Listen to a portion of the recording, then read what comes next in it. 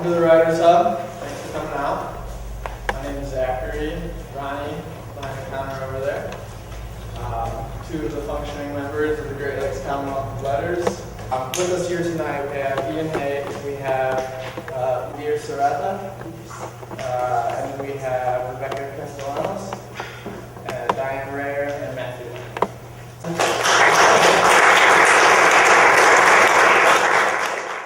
Right, so an overview.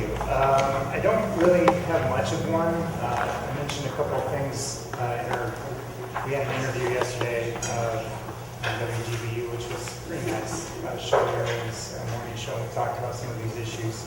I think what Zach said, trying to understand the great reality, is a really nice way to put it. Well, for me, when I first got the idea, I just really wanted to be connected to this community. Some of you know that I happen to live and work overseas, and I have been living and working overseas for ever since about 1991. It's been a long time for me, but I still, even though I'm moving around and traveling a lot, I still like to call Grand Rapids home, and I'm really glad that I still can call Grand Rapids home. And in calling this place my home, I want to have some connection to it. And so I like to, try to do some kind of community event like this. That was the first reason for wanting to do that, or wanting to host this kind of translation thing. The second reason was, and I think it's maybe has become recently the more important reason, is just how polarized our nation is becoming. It just seems like if you're on the internet and on social media or just watching the news or maybe in conversation with your friends, family, whatever, there's a lot of difference of opinion about how to live and what to do and what's right and what's not right. And so for me, one of the ways that I've been able to deal with that is, through language. Language is a representation of our ideas, how we understand each other, as human beings. Literature offers us kind of an artistic way to understand people beyond, the rhetoric of news, right? So if you're reading a novel, you get to experience the thoughts and actions and life of the characters of that novel. And in doing so, my experience, and I think a lot of people's experience, it's why, literature is such a major art, is you become a bigger human being.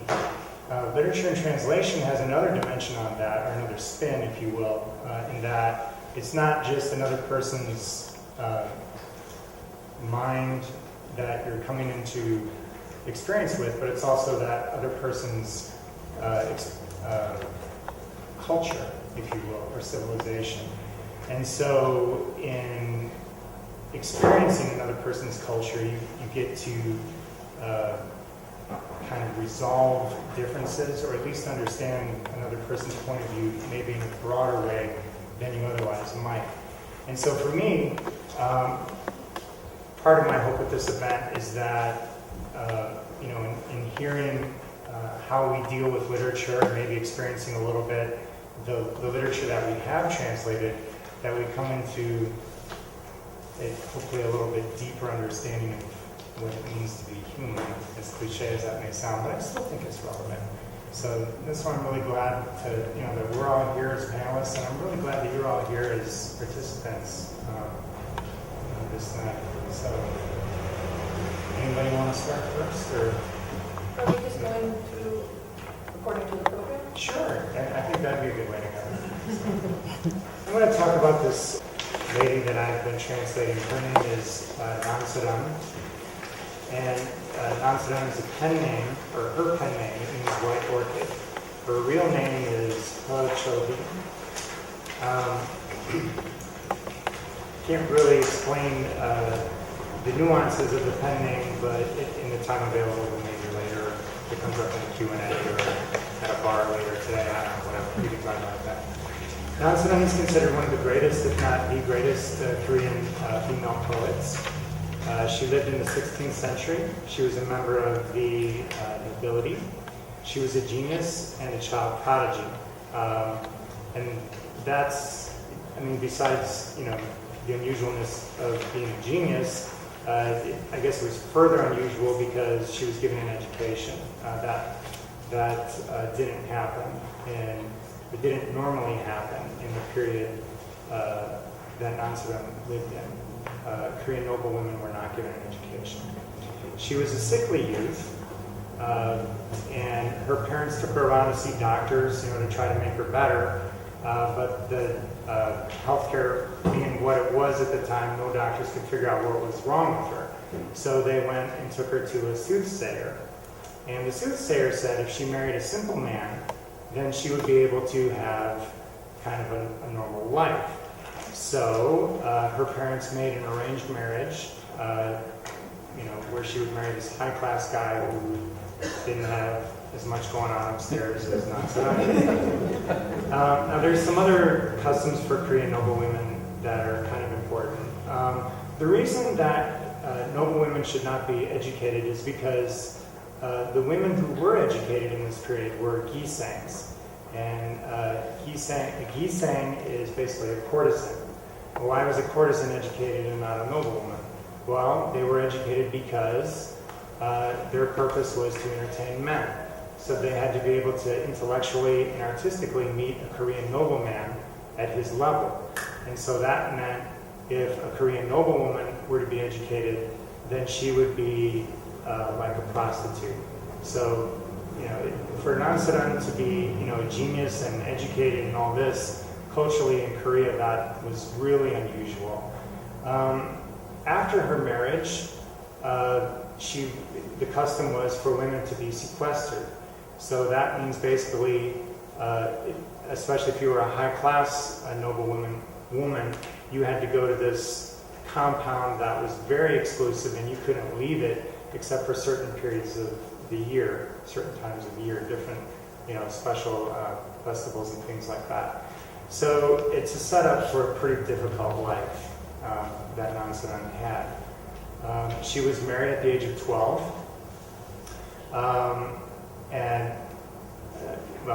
We only have a certain amount of time, so I'll just keep it brief here. She had a lot of, despite those circumstances, or in addition to those circumstances, she also had some other hardships. Her children died when they were young. In her 20s, she lost first her son and then her daughter. They died within a year of each other. And then she had a miscarriage soon after that.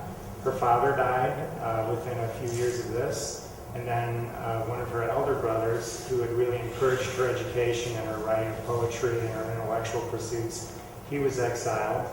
And then he died, too, within a year. So, Nanseram was suffering a lot. For her poetry, it was a compensation for everything that she was kind of experiencing. It was an intellectual compensation, but it was also a personal and emotional one. You could see it in the things that she wrote about, not just like, putting her emotions on paper, but then she began to imagine a life beyond this one. So she began to imagine like what life would be like in heaven. And so she wrote poems about that. She wrote a lot of poems about that. And so today I want to share with you this poem that I was dealing with. It was one I was really excited to translate. And it's on page 4. And I'm just going to read this. This is a version of the poem that I had in 2004. It goes like this. A jade flower waves in a gentle breeze. A harpy harbinger flies. The king's mother rides to the island in a cart pulled by Keating.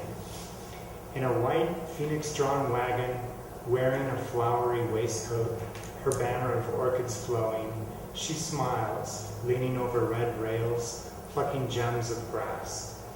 Heaven's wind blows her green skirt into rainbows. The jade rings of her pendant clink, clink, clink. In the fairy moon world, nymphs dance in pairs, playing harps, and laurel trees bloom 3 times a year. The spring clouds have a sweet scent. At daybreak, the party ends in a pavilion of lotus flowers. From the blue sea, a blue boy rides a white crane. A purple flute blows, clearing the glowing colors.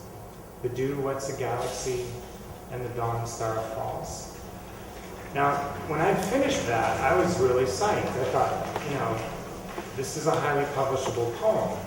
Because, okay, first of all, Nansuran, no one had really heard of her in America. She was a minority in our literary tradition. She was writing about something which was kind of cool. I thought this was going to get published right away. It went nowhere. I couldn't publish it for anything. And it was really frustrating. I couldn't understand, what's the problem here? So I had to back up and really reevaluate the translation and my whole process with it. So some of the questions I asked myself were these, okay? How would a genius writing nowadays, what sort of language would that genius use? What sort of diction, tone, and what sort of imaginative presence would this person have in language? And I had to kind of filter these questions through the Chinese language that Nansuran was using. Nansuran was Korean, but being a member of the noble literati, she wrote everything in Chinese. So that was like another dimension to the translation process. And another thing too was heaven. What was heaven like according to Nansuran's understanding of heaven? How could I bring that understanding into the language of the poem? And then, so I revised everything, and I came up with this next version, which is on page 6, and I'll read through this too. Chartreuse orchids waved in a light breeze, a harpy harbinger wings above trees. The mother of heaven rides to an island in a chariot drawn by Keaton. In a phoenix harnessed pearl carriage, wearing a lace waistcoat, her banner of orchids coursing, she smiles, leans over rails of ruby, plucking amethyst reeds. Nirvana's currents blow her citrine gown into aureoles. The beryl rings of her necklace clink, clink, clink. On her moon world, nymphs dance in pairs, strumming harps, and laurel blooms 3 times a year. The winter-ending curls of clouds, sweet as honey nectar. At daybreak, the party ends in a lotus pavilion. From powdery swells of sea, an indigo messenger boy rides a silvery crane. A plum-colored piccolo trills, clears the hyacinth half-light. The damp of early morning sprinkles a universe of islands, and the dawn star descends. That one was published.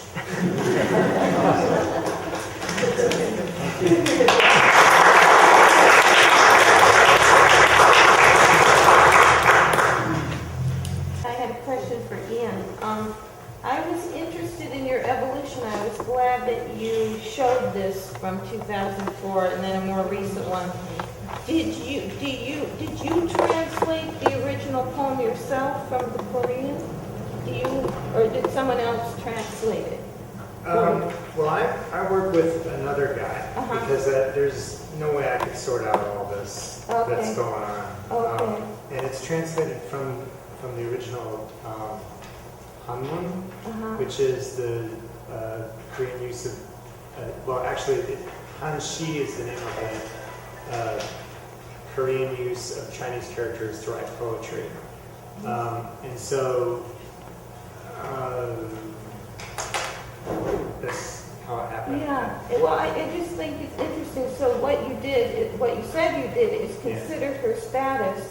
Yeah. And so that's how it changed your interpretation of, for instance, using citron instead of green and using chariot instead of cart and a number of other examples. So you thought about what her status was. She would be in a cart. She'd be in a chariot. And is that how you did that? Yeah, that's a lot of it. I kind of almost want to go back to the first question we got. I forget what, class and culture and how that relates to the translation. Because, Nansuran, at the time that she wrote this, it was actually a pretty conservative time in Korea. And so ostentation would have been a bad thing. But then at the same time, you have to think was very consciously politically addressing men in her poetry. She knew that's what her audience was, and she wanted to be respected as a woman, and doing this kind of poetry. And so then you think like, well, she's not going to hold back if she had it within her to really do something. And so that's kind of why I stand by the language and the tone in this. Yeah. I mean, you could go in a lot of different directions with I'm it. sure. Yeah, seeing beyond this world kind of says what you were saying. Yeah. So, yeah, interesting. Yeah, I know that Orchid and Sappho had lots of English translations, but I'm curious, the three of you, how many English translations are there? What you read today that you know of? Well, I hate to use the word pride, but I am proud. I'm proud to say that mine are the only translations from Hanshi into English. No one, in fact, I'm criticized sometimes in Korea because the Korean people are like, that's not a correct translation, but they're referencing the Korean translations of the Hanma, not what the Hanshi is saying into English. So I've had those wars a couple of times, not wars, but a couple of battles, but I stand by my word. It's kind of harder with the language that I deal with because so many, especially in a poem like this, if you saw the original Chinese, I mean, a lot of these adjectives are just throwaway generic. Like it'll say like J, J, J. Well, it's not literally J, J, J, right? It's just a bunch of adjectives that are in there to meet some kind of rhythm in the original language. So then I have to, I mean, for me, that's kind of a blessing because I can do whatever with that, right? But that's kind of why the Koreans get mad at me. It's like, well, that says J, J, J.